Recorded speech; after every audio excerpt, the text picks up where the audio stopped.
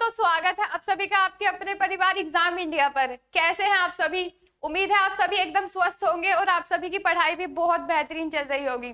जैसा कि हम अपने हिंदी के यूपी पुलिस कांस्टेबल के 3 प्रैक्टिस सेट सोल्व कर चुके थे और ये आज हमारा चौथा प्रैक्टिस सेट है।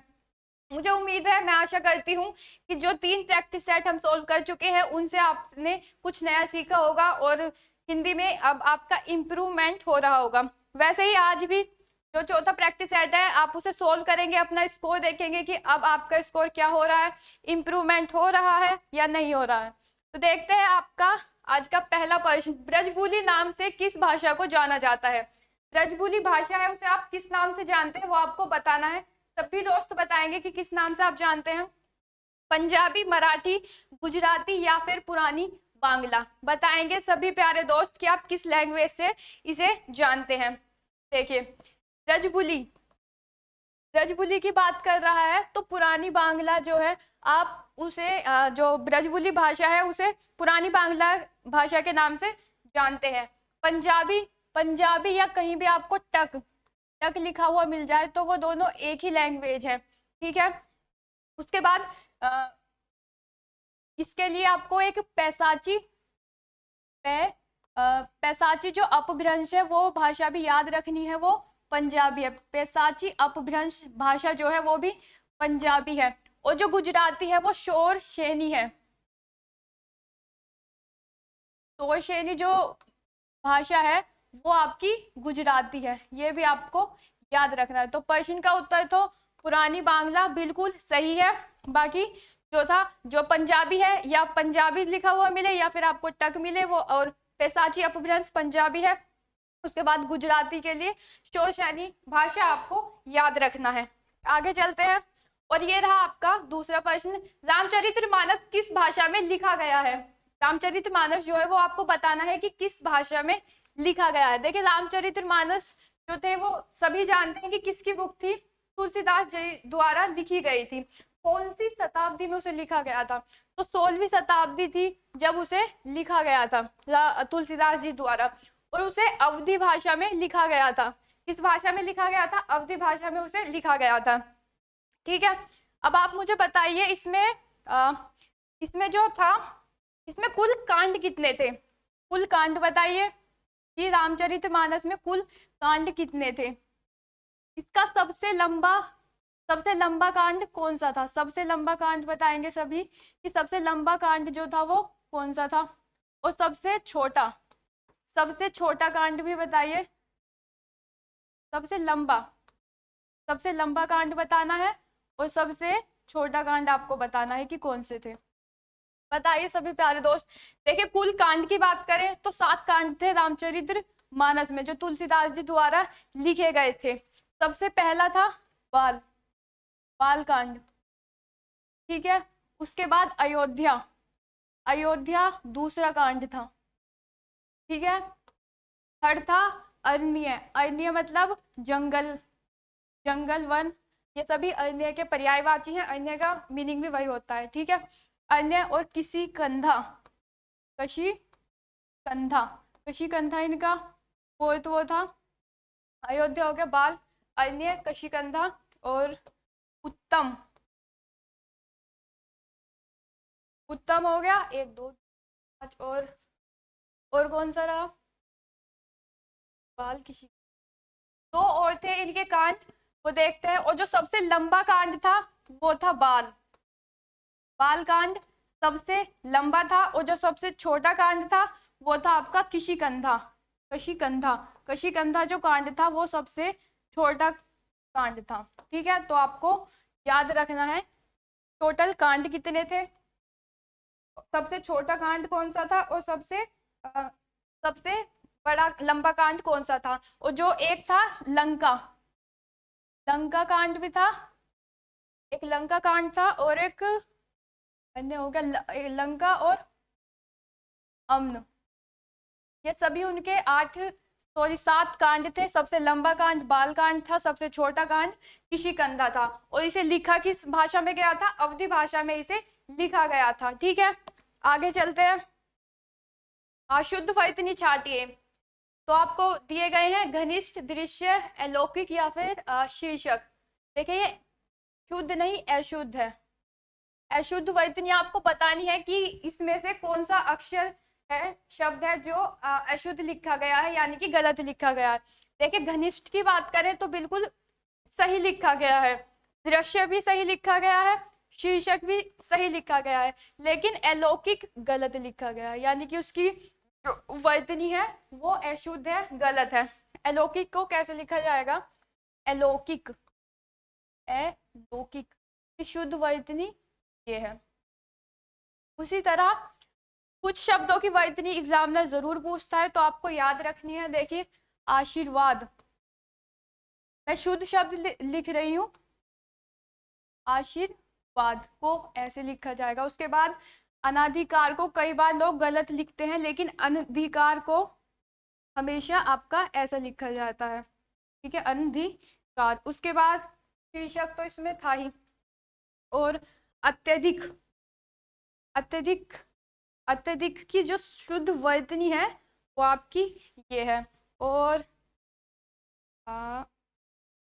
अत्यधिक हो गया, और अधिकार एक है, आशीर्वाद भी हो गया। चलिए ठीक है, अभी के लिए नहीं रखते हैं। ये शब्द आप जरूर नोट लें, आशीर्वाद की वर्तनी ये है, अनाधिकार की ये है, और अत्यधिक की वर्तनी ये है। ठीक है, आगे चलते हैं। ए के उच्चारण स्थान का नाम है। ए के उच्चारण स्थान का आपको नाम बताना है। तालव्य, कंठ तालव्य, दंत्य या फिर कंठ ऊत, क्या है इसका ए के उच्चारण का स्थान? देखिए ए का पहले आप संधि विच्छेद कीजिए कि ए का संधि विच्छेद क्या होता है। तो ए जमा ए, इसका संधि विच्छेद है, ठीक है। और ए जो है वो कैसा व्यंजन है? वो संयुक्त व्यंजन है। आपको बताए थे ना 4 संयुक्त व्यंजन। 4 संयुक्त व्यंजन का रिवीजन कीजिए। देख बताइए मुझे 4 संयुक्त व्यंजन कौन कौन से होते हैं? छोटा ए, आपका बड़ा ए, ओ और औ। ये आपके कैसे व्यंजन है? ये आपके संयुक्त व्यंजन है। कैसे व्यंजन है? संयुक्त व्यंजन ये है आपके। अब ये संयुक्त स्वर है, सॉरी, ये संयुक्त व्यंजन नहीं, संयुक्त स्वर है, ठीक है। अब इनका संधि विच्छेद कीजिए। देखिए ए का करते हैं, छोटे ए का करते हैं तो ए प्लस ई, सॉरी जमा ई, इसका संधि विच्छेद है। बड़े ए का करते हैं तो ए प्लस जमा ए, छोटा ए, ये इसका संधि विच्छेद है। ओ का करते हैं ए जमा ओ, ये इसका संधि विच्छेद है। औ, औ इसका संधि विच्छेद, और ए जमा ओ, ये औ का संधि विच्छेद है, ठीक है। तो ये तो इनके संधि विच्छेद की बात थी। हमसे पूछा गया है कि ए का हमें उच्चारण वो बताना है कि वो क्या है। देखिए ए हमारा क्या है? स्वर है, ठीक है। ए हमारा ये ए हमारा स्वर है और ए भी हमारा स्वर है, लेकिन इसका देखिए संधि विच्छेद किया हमने तो ए और ई में ये परिवर्तित हुआ, ए और ई में परिवर्तित हुआ। तो हमने आपको बताया था कि जो हमारा ए है वो हमारे कंठ से निकलता है। देखिए बोलने की कोशिश कीजिए, ए हमारे कंठ से निकलता है, ए हमारे किससे निकल रहा है? कंठ से निकल रहा है। लेकिन ई तो हमारे तालव्य से निकलता है। किससे निकलता है? तालव्य से निकलता है। बोलने की कोशिश कीजिए, देखिए ई किसका यूज किया कर रहे हैं आप? अपने तालव्य का यूज कर रहे हैं। तो इसमें कौन सा आप मुंह का कौन सा भाग यूज कर रहे हैं? तालव्य यूज कर रहे हैं ई में। बोलने की कोशिश कीजिए, ई किसका यूज हो रहा है? आपके तालव्य का यूज हो रहा है। लेकिन जब एव आप बोल रहे हैं तो किसका यूज कर रहे हैं? कंठ का आप प्रयोग करते हैं, ठीक है। तो अब इसमें क्या कंठ और तालव्य से मिलकर आपका ए शब्द बना है। तो जब कंठ और तालव्य से मिलकर आपका ए शब्द बना है तो वो क्या कहलाएगा? कंठ तालव्य। क्या कहलाएगा आपका? कंठ तालव्य। तो ऐसे ही आपको शब्दों को देखना है, उनके संधि विच्छेद को देखना है, और वो कौन सा शब्द बना रहे हैं, तब आपको ये पता चलेगा। अब जैसे देखिए ये है, ये हमारे किससे निकल, सॉरी ये देखिए ये हमारे कंठ से निकलता है, ए हमारे कंठ से निकलता है। लेकिन ऊ जो है आपका, जो ऊ है वो क्या है? वो ओष्ठ से निकलता है। ओष्ठ बोलने की कोशिश कीजिए। देखिए आपके ओष्ठ का प्रयोग होगा, ऊ ऊ, किसका प्रयोग हो रहा है, आपके होठों का प्रयोग हो रहा है, ओष्ठ का प्रयोग हो रहा है, तो इसे क्या बोलते हैं, ओष्ठ कंठक, ओष्ठ ओष्ठ कंठ इसे बोलते हैं, ठीक है, ओष्ठ कंठ को बोलते हैं, ठीक है। आगे बढ़ते हैं। वांडमेय का आपको संधि विच्छेद बताना है कि क्या है, ठीक है। देखिए वांडमेय शब्द दिया है, उसका आपको संधि विच्छेद बनाना है। तो इसका संधि विच्छेद बनाते हैं पहले। तो संधि विच्छेद में क्या बनेगा, वाग आधा, वाक में आधे, वाक हम लिख रहे हैं तो आधे कै का प्रयोग किया जा रहा है, ये भी आप याद रखिएगा।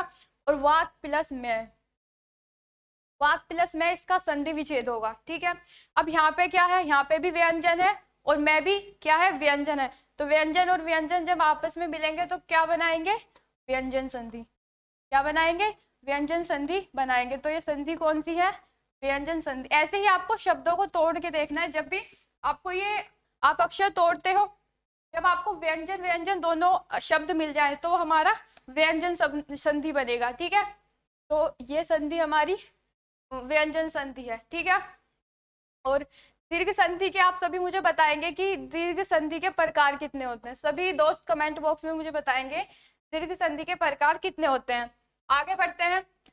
सवशतुस्तु का संधि विच्छेद होगा। सवशतुस्त का हमें संधि विच्छेद बताना है कि क्या होगा। देखिए पहले इसे तोड़ते हैं। मैंने आपको पिछली क्लास, मैंने कहा था ना हर क्लास कुछ ना कुछ आपको नया सिखाएगी। मैंने आपको पिछली क्लास में क्या बताया था, जब कभी भी आपको यह मिले, ये रे, ये वे या फिर से, कोई भी अक्षर मिले और उसके तुरंत पहले, उससे पहले क्या हो, कोई आधा अक्षर हो, कोई आधा अक्षर हो, तो वो फिर क्या, कौन सी संधि होगी, वो यन संधि होगी। कौन सी संधि होगी, यन संधि होगी। तो ये हमारी संधि कौन सी है, संधि ये हमारी यन संधि है। और इसका संधि विच्छेद कैसे करेंगे, देखिए अगर यह है तो वो किस में परिवर्तित होगा, ई में। यह है तो वो किस में परिवर्तित होगा, ई में। देखिए अब कैसे करते हैं। तो सब, सब दिया हुआ है, सब शीत, और जमा क्या होगा, अस्तु, जमा अस्तु, इसका संधि विच्छेद होगा। हमने क्या किया है, जो ये तय है उसे ई में परिवर्तित किया गया है, क्योंकि यह का तो हमने ई किया है, यह का हमने ई कर दिया, यह खत्म हो गया, ई की मात्रा किधर चढ़ेगी, इधर चढ़ेगी, और जमा अस्तु।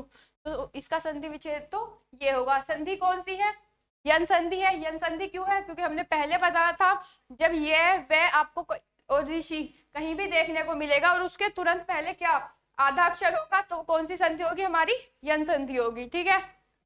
तो ए जो होगा वो बिल्कुल सही उत्तर होगा, ठीक है। आगे बढ़ते हैं। लवण का तद्भव क्या होगा। लवण का तद्भव आपको बताना है कि लवण का तद्भव क्या होगा। नोन, नमक, लवंग या फिर क्षार। देखिए लवण का जो तद्भव होगा वो नोन होगा, और लवंग, लवंग का लोग, ठीक है। और तत्सम तद्भव की कहानी चल रही है, तो कुछ शब्द होते हैं जो हमें पता होने चाहिए।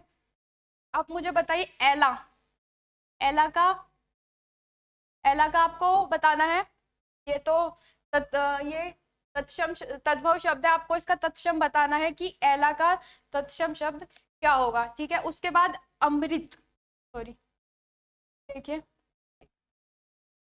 कभी भी आपको अमी या फिर अम्य, दोनों का मीनिंग एक ही है, लेकिन कभी भी आपको ऑप्शन में मिले तो दोनों ही होंगे, बाकी आपको दोनों ऑप्शन में नहीं देगा, ऑप्शन में आपको एक ही देगा। उसके बाद आप बताइए इच्छू, इच्छू का तत्सम क्या होगा। और कपाट, कपाट का बताएंगे सभी क्या होगा। देखिए एला, एला इलायची, एला इलायची को बोलते हैं, एला इलायची। और अमी या फिर अम्य, अमृत, अमृत का ये तद्भव है, ठीक है। तो अमी भी हो या फिर अम्य हो, दोनों का तद्भव क्या है, अमृत है। इच्छू, ईख, मैंने कहा था ना जब भी आपको कहीं ये क्षत्रिय वाला छह मिलेगा वो हमेशा आपका ख में परिवर्तित हो जाएगा। उसके बाद कपाट, किवाड़, कपाट, किवाड़, ठीक है। इयात, इयात का एक आप याद रखिएगा, याद का क्या होगा, याद, याद का इतना, याद अर्थात इतना, ठीक है। तो ये कुछ शब्द थे जो आपको याद रखने हैं, ठीक है। आगे चलते हैं। देवर का तत्सम शब्द है, देवर का तत्सम शब्द आपको बताना है कि देवर का तत्सम शब्द क्या है। द्विवर है, देव वर है, द्वितीय यवर है, या फिर दुर्वर है। देखिए, देवर का तो तत्सम होगा वो द्विवर होगा, देवर का तत्सम द्विवर होगा। और गेहूं, गेहूं का बताएंगे, गेहूं का तत्सम शब्द क्या होगा। गेहूं, केला, घट और घटिका, घट और घटिका में अंतर है। उसके बाद मक्खी, मक्खी का सभी दोस्त बताएंगे कि क्या होगा। देखिए, गेहूं गोधूम, गेहूं गोधूम, और केला कदली, कदली केले का है। घट घड़ा, घड़ा सभी जानते हैं ना, जो मिट्टी के बर्तन, पहले मिट्टी के बर्तन में ही खाना बनता था, उन्हीं का उपयोग यूज किया जाता था। तो तब जो हम यूज कहते थे वो घट था, घड़ा हो गया। और घटी का घड़ी, घटी का घड़ी। मक्खी मक्षिका, मक्खी मक्षिका। आप बताइए परीक्षा, परीक्षा का क्या होगा। सभी दोस्त बताएंगे कि परीक्षा का तद्भव क्या होगा। आगे चलते हैं। आलस्य शब्द का विशेषण क्या है। आलस्य शब्द का आपको विशेषण बताना है कि उसका मूल शब्द का अर्थ, मतलब किस मूल शब्द से वो आलस्य शब्द बना है। विशेषण क्या होगा। आलसी, अलस, आलसीपन या फिर आलस। तो आलस्य का जो विशेषण है वो आलस है, आलस्य का विशेषण आलस है, ठीक है। आगे बढ़ते हैं। इस वाक्य में अनिश्चित वाचक सर्वनाम है। तो हम खुद ही इधर आ गए, हम किसी को कुछ नहीं कह सकते। तुम कॉलेज कब आओगे, मेरा जो भाई तुम्हें मिला था वह आगे गया, वह आगे गया, ठीक है। तो बताना है इस में से कौन सा वाक्य है जो अनिश्चित वाचक है। अनिश्चित वाचक सर्वनाम है। देखिए, कुल सर्वनाम की बात करें, कुल सर्वनाम तो पहले हम बता चुके हैं कि कुल सर्वनाम कितने हैं, 11। एसआई में आपके पूछे गया है कि कुल सर्वनाम कितने हैं, 11 है। सर्वनाम के भेद, सर्वनाम के भेद कितने हैं, कुल 6। कौन कौन से। पुरुषवाचक, सबसे पहला पुरुषवाचक, पुरुषवाचक इसका पहला भेद है, पुरुषवाचक सर्वनाम। पुरुषवाचक सर्वनाम के कितने भेद होते हैं, 3 होते हैं। कौन कौन से बताएंगे सभी दोस्त। उत्तम, मध्यम और अन्य, ये तीनों उसके प्रकार होते हैं, ठीक है, पुरुषवाचक के। और उसके बाद पुरुषवाचक हो गया। पुरुषवाचक के 3 प्रकार मैंने बताए हैं आपको। एक तो सबसे पहले उत्तम, मध्यम और अन्य। तो उत्तम में कौन से आते हैं, आए, मैं, हम। उत्तम में कौन से होंगे, मैं और हम। द्वितीय में आएंगे यू, मतलब तुम, तुम्हारा। और तृतीय में सभी आ जाते हैं, वह से या किसी का नाम, वो हमारे तृतीय होंगे। और बाकी 6 हम आपको सर्वनाम बता चुके हैं। तो दूसरा निश्चित होता है, निश्चयवाचक सर्वनाम। तीसरा हमारा अनिश्चितवाचक सर्वनाम, अनिश्चयवाचक सर्वनाम। फिर फोर्थ आपका पर्सनवाचक, पर्सनवाचक सर्वनाम। पांचवा आपका संबंधवाचक सर्वनाम। और छठा कौन सा है आपका, पर्सनवाचक, संबंधवाचक, भाववाचक सर्वनाम, ठीक है। तो यह आपके सर्वनाम के भेद थे। तो इसमें बताना है, देखिए अनिश्चित है, जिसकी कोई मतलब निश्चित नहीं है कि मतलब क्या है, क्वांटिटी क्या है। तो अनिश्चित है तो कुछ भी नहीं होगा ना, हम किसी से कुछ नहीं कह सकते। तो क्या नहीं कर सकते, हम कुछ नहीं कर सकते, कुछ नहीं, अर्थात अनिश्चित हुआ। तो कौन सा भेद है, अनिश्चित सर्वनाम का बी जो है वो बिल्कुल सही उत्तर होगा, ठीक है। आगे बढ़ते हैं। निम्न में से क्रिया विशेषण है, आपको क्रिया विशेषण बतानी है कि इनमें से कौन सी है जो क्रिया विशेषण है। क्रिया विशेषण, तो वह धीरे से बोलता है, वह काला कुत्ता है। रमेश तेज वाहक धावक है। अन्य वाणी सुंदर होती है। तो देखिए, काला कुत्ता किसी प्राणी की, किसी जानवर की विशेषता बताई गई है कि कुत्ता कैसा है, काला है। और जो संज्ञा और सर्वनाम की विशेषता बताई वो कौन से है, वो वो कौन से शब्द कहलाते हैं? वो हमारे विशेषण शब्द कहलाते हैं। ठीक है, तो ये विशेषण है। ठीक है, अब आपको इसमें से बताना है कि ये उद्देश्य, ये हमारे विशेषण का उद्देश्य एक पार्ट है, ये उद्देश्य विशेषण है या फिर विधेय, विधेय विशेषण है। कौन सा विशेषण है जो इसमें प्रयोग किया गया है? देखिए, क्योंकि संज्ञा बाद में दी गई है। कुत्ता क्या है? कुत्ता एक संज्ञा है, संज्ञा से पहले उसकी विशेषता बताई गई है, और जो संज्ञा से पहले किसी चीज की विशेषता बताते हैं वो उद्देश्य विशेषण कहलाते हैं, और जो संज्ञा के बाद बताएं वो विधेय कहलाते हैं। तो इसमें तो हमारा उद्देश्य विशेषण है। देखिए, तेज वाहक, धावक कैसा है? तेज है, यानी कि इसमें भी कौन सा उद्देश्य विशेषण जो है वो प्रयोग किया गया है। लेकिन वाणी सुंदर होती है, तो वाणी है, वाणी संज्ञा है, संज्ञा के बाद विशेषण दिया गया है तो वो क्या है? विधेय है। ठीक है, बाकी क्रिया विशेषण तो हमसे पूछा था, तो बोलता, यानी कि जो ए है वो बिल्कुल सही होगा। बोलना जो है, बोलना वो क्या है? एक क्रिया विशेषण है। ठीक है, बोलना क्रिया विशेषण है। ठीक है, आगे चलते हैं। जो करेगा सो भरेगा, रेखांकित शब्द का क्या अर्थ है? तो जो करेगा सो भरेगा रेखांकित ये है, और इनमें से आपको बताना है कि वह क्रिया विशेषण है, संकेतवाचक है, सर्वनाम, संकेतवाचक सर्वनाम है, संबंधवाचक सर्वनाम है, या फिर गुणवाचक सर्वनाम है। ठीक है, बताएंगे सभी दोस्त। देखिए, जो करेगा सो भरेगा, जिसकी लाठी उसकी भैंस, तो वो हमने कौन सा बताया था? संबंधवाचक, जिसमें संबंध स्थापित हो।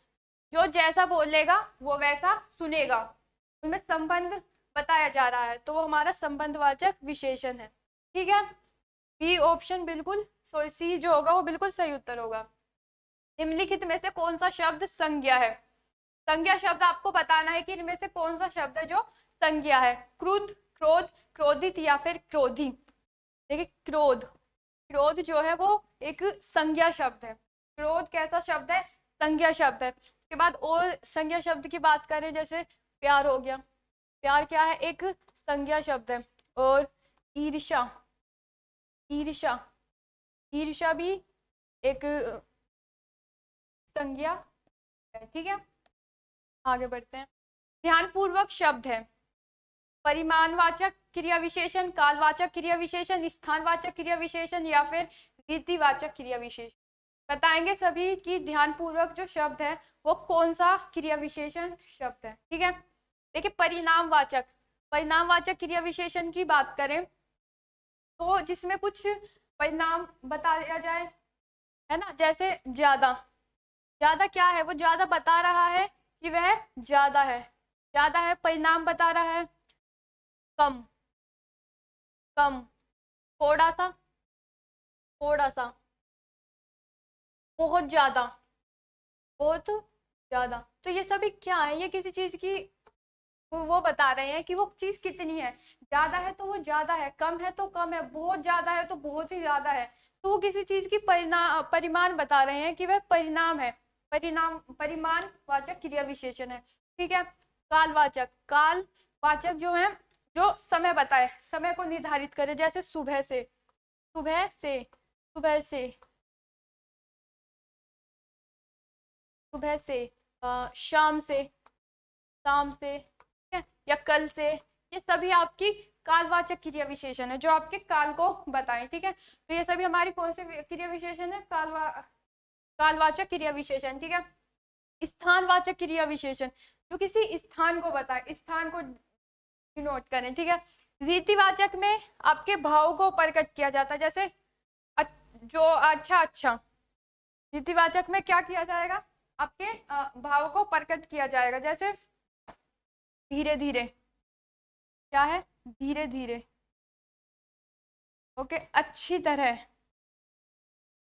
अच्छी तरह। तो ये आपके रीतिवाचक जो है, रीतिवाचक क्रिया विशेषण है, उसको दिखाता है। ठीक है, तो अब ध्यान पूर्वक, ध्यान पूर्वक यानी कि किसी चीज को संकेत किया जा रहा है कि ध्यान पूर्वक पढ़ना है, तो कौन सा वाचक होगा? रीतिवाचक क्रिया विशेषण होगा। रीतिवाचक क्रिया विशेषण इसका बिल्कुल सही उत्तर है। ठीक है, आगे बढ़ते हैं। राजा सेवक को कंबल देता है, वाक्य में रेखांकित पद में कौन सा कारक है? ठीक है, तो राजा सेवक को कंबल देता है, संप्रदान कारक, कर्ता कारक, कर्म कारक, या फिर संबंध कारक। बताएंगे सभी कि इसमें कौन सा कारक है जो प्रयोग किया गया है। ठीक है, बताइए सभी। देखिए, राजा सेवक को का जो मीनिंग होता है ना, वो हिंदी में जो चीज आप दूसरे को दे रहे हो तो वो हमेशा के लिए त्याग दी, मतलब आपने त्याग दिया और दूसरे को दे दिया, तो को का मीनिंग तो आपका हिंदी में ये है। ठीक है, कोई भी चीज है आपने त्याग दिया और दूसरे को पूरी तरह समर्पित कर दिया। और को कम्बल देता है, तो कर्ता कारक इसका बी ऑप्शन बिल्कुल सही होगा। संप्रदान कारक के लिए संप्रदान के लिए आप याद रखेंगे।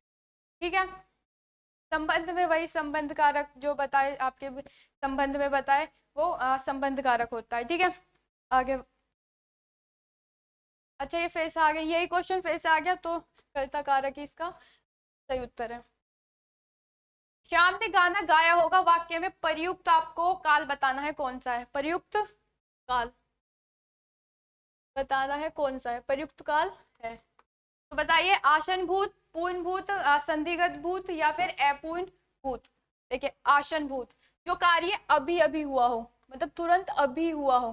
कैसा आसन भूत क्या होता है, जो कार्य अभी अभी हुआ हो, जिसमें कार्य के अभी अभी पूर्ण होने की भावना उत्पन्न हो, वो आसन भूत काल होता है।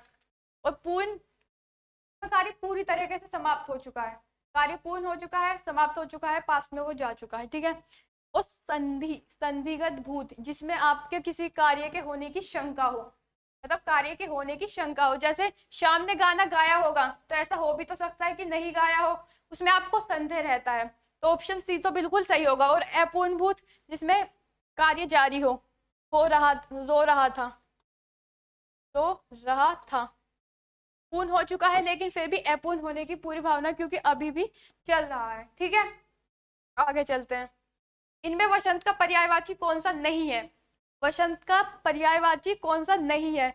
इस नहीं है को कई बार नहीं कर देते हैं और भूल जाते हैं पढ़ना। ठीक है, तो यहाँ पे नहीं है पूछा है। ऋतुराज, कुसुमाकार, पावस या फिर ऋतुपति। ठीक है, तो पावस, ऋतुपति और ऋतुराज तीनों ही वसंत के पर्यायवाची शब्द है, लेकिन कुसुमाकार जो है वो वसंत का पर्यायवाची शब्द नहीं है। ठीक है, आगे चलते हैं। चित्ररंजन का विलोम शब्द है शाश्वत, नश्वर, निरंतर या फिर नैसर्गिक। चित्ररंजन, चित्ररंजन जो चीज हमेशा रहे, जो चीज हमेशा रहे।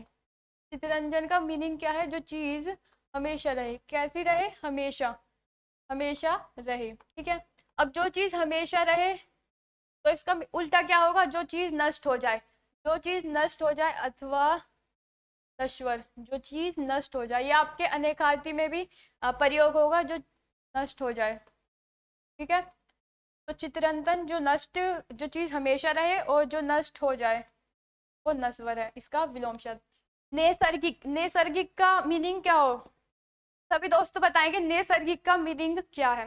तो नैसर्गिक अर्थात प्राकृतिक, नैसर्गिक अर्थात प्राकृतिक। अब ये प्राकृतिक है, तो अगर ये प्राकृतिक है तो प्राकृतिक का विलोम शब्द क्या होगा, यानी कि नैसर्गिक का भी विलोम शब्द क्या होगा, कृत्रिम। कृत्रिम इन दोनों का विलोम शब्द होगा। देखिए, प्राकृतिक जो प्रकृति से प्राप्त हो, कृत्रिम जो हम मनुष्य द्वारा बनाई गई हो, वो कृत्रिम कहलाती है। ठीक है, तो नैसर्गिक का और प्राकृतिक का विलोम क्या होगा, कृत्रिम होगा, जो मनुष्य द्वारा बनाई गई है। ठीक है, आगे बढ़ते हैं। अब्ज, अब्द शब्द युग्म का सही अर्थ है कमल वर्ष, सुबह शाम, आग, वायु, दूसरा असीम। बताएंगे, अब्ज और अब्द शब्द दिए हुए हैं, उनका सही युग्म बताना है आपको कि इनमें से कौन सा जो युग्म है वो बिल्कुल सही है। देखिए, अब्ज की बात करें, अब्ज, अब्ज जो शब्द है वो क्या है, अब्ज, अब्ज का संधि विच्छेद करें तो जल में जो उत्पन्न हो, अब्ज मतलब कि जल में जो उत्पन्न हो, अब्ज जल में जो उत्पन्न हो, मतलब जिसका जन्म जो है वो जल में हुआ हो, जिसका जो जन्म है वो जल में हुआ हो। जैसे पंकज, पंकज, जलज या जलज, इनका सभी का जन्म किस में हुआ है, जल से हुआ है। जल भी इसी का ही वो होगा। और नीरज, ये सभी क्या है, ये जल द्वारा सभी निर्मित है यानी कि इन सभी का जो जन्म है वो किस में हुआ है, जल में हुआ है। तो अब्ज, अब्ज, तो एक शब्द अब्ज का, एक कमल जो है वो कमल का जन्म कहाँ हुआ है, जल में हुआ है, यानी कि कमल किस में उत्पन्न हुआ है, जल में हुआ है। तो अब्ज का मीनिंग एक का तो हो गया कमल। अब देखिए कमल इसमें ऑप्शन ए में ही बिल्कुल दिया गया है, तो ऑप्शन ए ही होगा। और अब्ध का जो होगा वो वर्ष होगा, अब्ध का जो शब्द का अर्थ होगा वो वर्ष होगा, ठीक है। तो ऐसे ही एक चीज को आप अगर दूसरी ना पता हो तो जो पता हो पहले उसे कर लीजिए, दूसरे का अर्थ आपके सामने आ जाएगा, ठीक है। आगे चलते हैं। अनेकार्थी शब्द पानी के लिए निम्न में से गलत विकल्प का चयन कीजिए। अनेकार्थी शब्द है पानी और उसके लिए आपको गलत विकल्प का चयन करना है। तो इज्जत, चमक, संजीवनी या फिर जल। देखिए पानी है तो पानी उसका अनेकार्थी जल बिल्कुल होगा, ठीक है। उसके बाद इज्जत, इज्जत भी पानी का अनेकार्थी शब्द है और चमक भी, लेकिन संजीवनी, संजीवनी पानी का अनेकार्थी शब्द नहीं है, यानी कि उसका पर्यायवाची नहीं है। तो ऑप्शन सी जो होगा वो गलत होगा, ठीक है। आगे चलते हैं। अत्युच्च शब्द में प्रयुक्त उपसर्ग हमें बताना है कि कौन सा है, ठीक है। पहले इसका संधि विच्छेद करते हैं कि इसका संधि विच्छेद क्या होगा। देखिए अति, अति प्लस अति जमा उच्च, अति जमा उच्च इसका संधि विच्छेद है। तो इसमें जो क्या क्या है, जो हमारे स्टार्टिंग शुरुआत में लगते हैं वो क्या है, हमारे उपसर्ग हैं, और जो अंत में लगे वो प्रत्यय है। लेकिन इसमें अंत में कुछ नहीं लगा है, स्टार्टिंग में लगा है, और स्टार्टिंग में लगा है तो उपसर्ग है। तो हमारा उपसर्ग कौन सा होगा, अति जो है वो हमारा उपसर्ग होगा, ठीक है। तो हमारे प्रश्न का उत्तर था। आप बताइए उद्दरण, उद्दरण का संधि विच्छेद जो बताइए कि उद्दरण का जो संधि विच्छेद है वो क्या है। देखिए जब भी आपको द और उसमें आधा ध लगा हुआ मिले तो हमेशा जो इसका संधि विच्छेद होगा ना दोस्त, वो आधा तय जमा है। ये हमेशा एकदम मतलब इंपॉर्टेंट वाली बात बता रही हूँ मैं आपको, स्टार कर लीजिएगा। ये बहुत ही बड़ा वो है। जब भी आपको द मिले और उसमें कभी भी आपको आधा ध जुड़ा हुआ मिले तो उसका जो संधि विच्छेद बनेगा तय आधा छोटा तय और है में परिवर्तित होगा, यानी कि इसमें जुड़ा हुआ है तो उत, उत प्लस हरण इसका संधि विच्छेद होगा। क्योंकि इसमें ना हम कई बार इसे मात्रा समझ लेते हैं और क्वेश्चन गलत कर देते हैं, लेकिन ये गलत है। ऐसे ही एक शब्द है पद्धति, जो कि एग्जाम में कई बार पूछा जाता है, पद्धति, पद्धति। तो अब इसका संधि विच्छेद आपको पता चल गया है कि इसका संधि विच्छेद क्या करेंगे, छोटा तय और है में परिवर्तित करेंगे। तो पत और पत प्लस हति, पत प्लस पत जमा हति जो होगा इसका संधि विच्छेद होगा, ठीक है। आगे हमारे प्रश्न का उत्तर ए जो था वो बिल्कुल सही था। आगे चलते हैं। मालगाड़ी शब्द का समास विग्रह है, मालगाड़ी शब्द है, आपको उसका समास विग्रह बताना है। समास विग्रह भी हमने आपको बताए थे कि समास विग्रह क्या होते हैं, जिसके अर्थ को दो अलग उसमें वो कर दिया जाए, उसके भी पार्ट थे बहुत सारे। तो इसमें मालगाड़ी शब्द का अर्थ आपको बताना है, तो ये नहीं बताना है कि कौन सा समास विग्रह का प्रकार है, आपको उसका शब्द का वो बताना है कि इसका वो क्या होगा। आपसे क्वेश्चन ऐसे भी पूछ लेगा, आपसे उसका प्रकार भी पूछ लेगा कि ये समास विग्रह का कौन सा, समास का सॉरी कौन सा प्रकार है, इसमें आपसे समास विग्रह पूछा है, ठीक है। तो मालगाड़ी शब्द का समास विग्रह, माल की गाड़ी, माल से गाड़ी, माल के लिए गाड़ी या फिर माल द्वारा गाड़ी, बताएंगे सभी कौन सा होगा। देखिए माल गाड़ी यानी कि माल के लिए गाड़ी क्या है, ऑप्शन सी जो होगा वो बिल्कुल सही, मतलब इसका मालगाड़ी का तत्सम विग्रह माल के लिए गाड़ी सही उत्तर होगा। आगे चलते हैं। सरल साधारण वाक्य, 4 वाक्य आपको दिए गए हैं, आपको उन्हें रीड करना है और देखना है जो सरल हो, मतलब साधारण सा वाक्य हो वो आपको बताना है। तो पहला देखते हैं, गुरुजी कक्षा से बाहर गए नहीं कि बदमाश लड़कों की बन जाती आती है। देखिए इसका तो कोई सेंस ही नहीं बन रहा है, ठीक है। दूसरा देखते हैं, वर्षा ऋतु में प्रकृति की सुषमा में निखार आ जाता है। तो इसका तो मतलब बिल्कुल सही वाक्य लिखा है और साधारण वाक्य भी है। साधारण वाक्य वो होता है जिसमें ना तो आपका नकारात्मक हो और ना ही प्रश्नवाचक हो, वो आपका एक साधारण वाक्य होता है, ठीक है। वर्षा ऋतु में प्रकृति की सुषमा में निखार आ जाता है, तो साधारण वाक्य है, शुद्ध वाक्य है, तो ये हो सकता है। लेकिन अभी 2 ऑप्शन बचे हैं, उन्हें भी एक बार रीड कर लेना चाहिए। शशि तो आ गई किंतु पति नहीं आया। अब शशि तो आ गई किंतु, तो इसमें तो तुलनात्मक हो गया, तो ये भी हमारा उत्तर नहीं होगा। लास्ट बचता है, जो स्वभाव से कायर है वह किसी कठिनाई का सामना नहीं करता। अब देखिए ये तो आपका नकारात्मक बन गया है, तो ये तो बिल्कुल भी नहीं होगा। ठीक है, तो बाकी 3 गलत हैं और बी जो है वो आपका बिल्कुल सही उत्तर है। वर्षा ऋतु में प्रकृति की सुषमा में निखार आ जाता है। तो बी उत्तर साधारण वाक्य है, सरल वाक्य है। ठीक है, आगे बढ़ते हैं।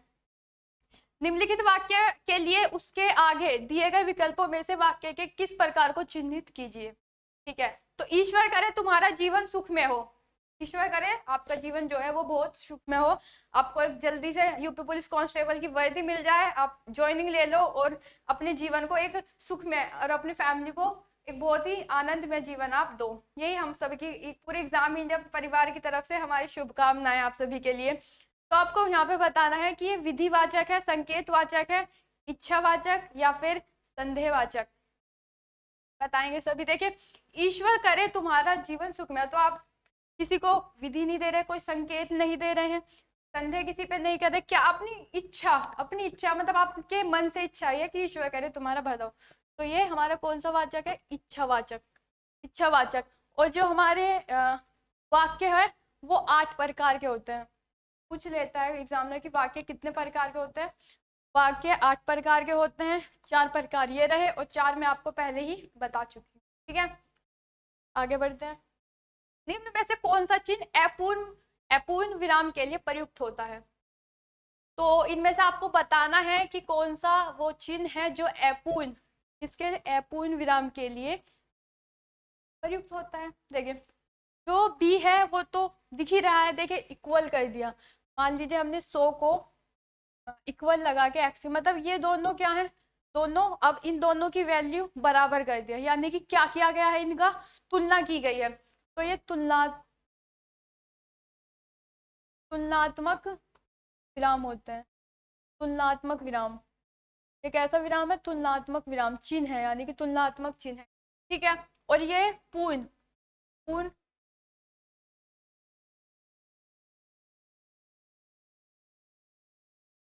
अपूर्ण आपसे पूछा गया है, तो ऑप्शन ए जो होगा वो तो अपूर्ण होगा। ठीक है, एक हम लगा देते हैं कई बार लघु, उसे लघु चिन्ह बोलते हैं। लघु चिन्ह, वो लघु चिन्ह कौन सा है, देखिए आप कई बार ऐसे लिखा हुआ देखते हैं, तो ये क्या है, इसे हम डॉक्टर बोलते हैं। ये जो हमने इसके यहाँ पे लगा दिया ना, इसे ही लघु चिन्ह बोलते हैं। इसका मतलब है कि डा का मतलब डा नहीं होता है, वो पूरा डॉक्टर होता है, यानी कि उसे हमने शॉर्ट में लिख दिया है। ऐसे मैं बोल दूं इंजीनियर अंजलि मैम, तो मैं इंजीनियर पूरा नहीं लिखूंगी, मैं इंजीनियर को ऐसे लिख दूंगी, और इसका मतलब क्या है कि अभी वाक्य पूरा है, मतलब अधूरा लिखा गया है। इंजीनियर को अधूरा लिखा गया है, लेकिन हम ऐसे भी कई बार इंजीनियर को लिख देते हैं। तो ये जो चिन्ह होता है इसे ही बोलते हैं लघु चिन्ह। ठीक है, बाकी ए जो था वो बिल्कुल सही उत्तर था। ठीक है, तो यही थी आज के हमारे 25 प्रश्न। आप सभी को क्लास कैसी लगी कमेंट बॉक्स में जरूर बताइएगा, और मैं हर प्रैक्टिस सेट में यही कोशिश करती हूँ दोस्त कि आपका इम्प्रूवमेंट हो, आप कुछ नया सीखें। ठीक है, तो इसी के साथ हम अपनी क्लास को यही समाप्त करते हैं। अगर आपको क्लास अच्छी लगी हो तो अपने दोस्तों के साथ जरूर शेयर करें, और जो भी बच्चा चैनल को पहली बार क्लास को देख रहा है किसी भी उसकी, तो आप जरूर चैनल को सब्सक्राइब कर लें। देखिए, थोड़ा सा सपोर्ट आप भी कीजिए, आपको इतनी अच्छी अच्छी classes exam India YouTube channel provide करवा रहा है, तो आपका भी तो कुछ फर्ज बनता है ना। तो क्लास को ना ज़्यादा से ज़्यादा लोगों तक शेयर किया करो, ताकि अच्छा बेनिफिट जैसे आप ले रहे हो वैसे दूसरा भी ले। ठीक है, तब तक आप मिलते हैं अगली क्लास में। तब तक आप अपना ध्यान रखिए, पढ़ाई अच्छे से कीजिए, सर्दी से बच के रहिए क्योंकि सर्दी बहुत हो रही है। आराम से अपने कमरे में बैठिए, रूम हीटर ऑन कीजिए और पढ़ाई मस्त कीजिए टेबल पे बैठ के। ठीक है, मिलते हैं आपसे अगली क्लास में। तब तक अपना ध्यान रखिए, पढ़ाई अच्छे से कीजिए। जय हिंद, जय भारत।